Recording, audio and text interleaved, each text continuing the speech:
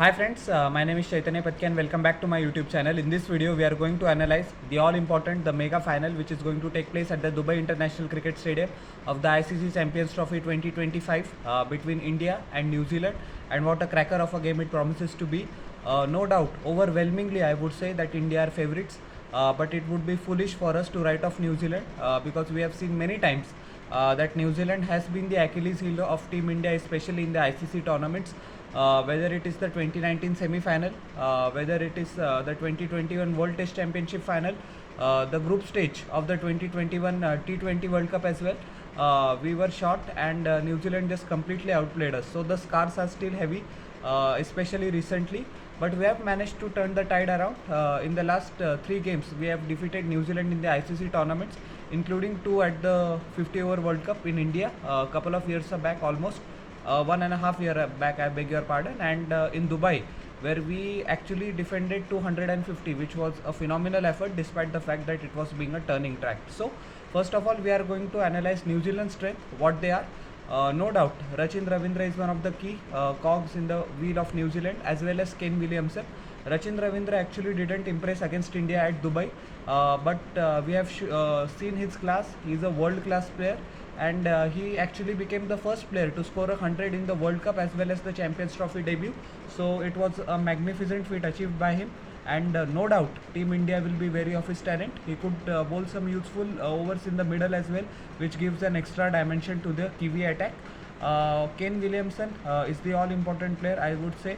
He is the one, is the glue that holds this New Zealand team together, especially if there is a turning track, if that's what is on offer, and if the four Indian spinners operate in the tandem in the middle as well as the end overs, then a player like Kane Williamson becomes extremely crucial because he has thorough knowledge of the Indian player due to his years of playing in the IPL, and he actually is the one who is one of the most potent players of spin in world cricket. He uses his feet, he rotates that strike, and he can accelerate when needed. So that is going to be a big worry for India, that how we get Kane Williamson as well as Rachin Ravindra out. We shouldn't count out Will Young as well, who hasn't quite lived up to the expectation just yet, but tomorrow just might be the day, who knows. New Zealand bowling is sorted as hell. Mitchell Santner, a world-class bowler, and I would say that Mitchell Santner was the actual difference between New Zealand and South Africa in the semi-final. If South Africa had negotiated Mitchell Santner appropriately, who knows, they would have won the semi-final as well, because Mitchell Santner's 3 wickets between over number 21 to over number 30 broke the back of the South African run chase, and despite a heroic 100 by David Miller, South Africa still fell short by 50 runs. So we have to play Mitchell Santner very nicely. I remember those are like the scars in my mind, right? That in the 2019 World Cup semi-final. Now, please, MS Dhoni fans, don't criticize me, but he played according to the situation. Thala, I am not saying that he shouldn't have played more nicely. He did what he could.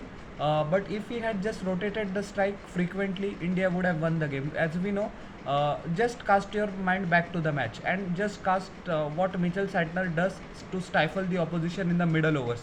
He constantly bowls at 75 to 85 clicks per hour, or even lower, whatever the pitch requirement is. He bowls stumps to stumps, rarely gives width outside the off stump. So we have to use his feet against him.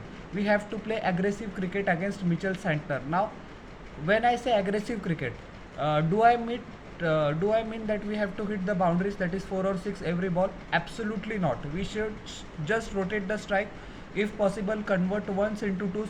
If we can take 50 or 55 runs of 10 overs of Mitchell Santner, then it will be game, set and match for Team India. A lot of times in the past, we have been timid against Mitchell Santner, and especially the 2019 World Cup semi-final as well as the 2021 WTC final.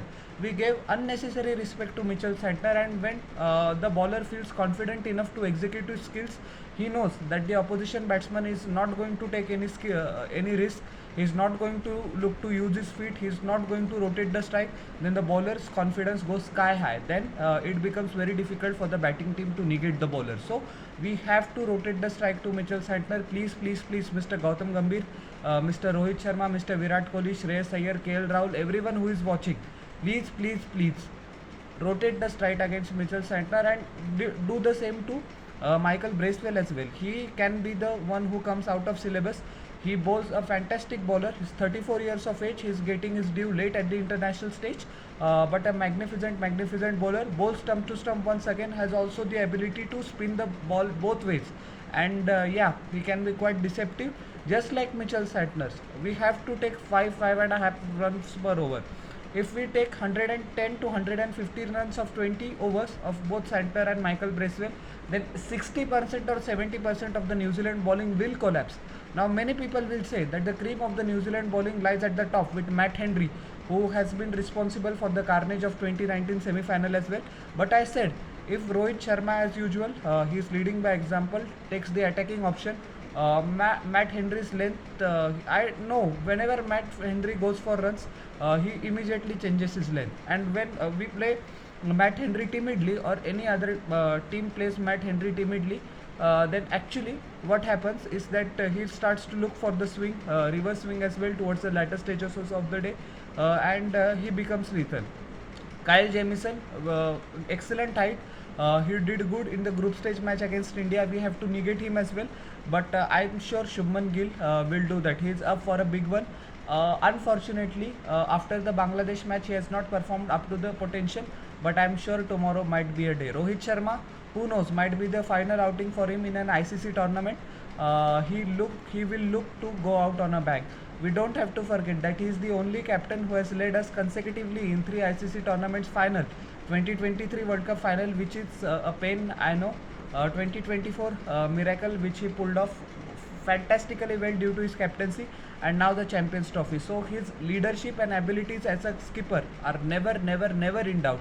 But tomorrow just might be the swan song. Who knows? Same might be the case with Virat Kohli as well. The chase master has proven him once again that he's one of the GOAT of ODI crickets. I think only Sachin Tendulkar is ahead of me.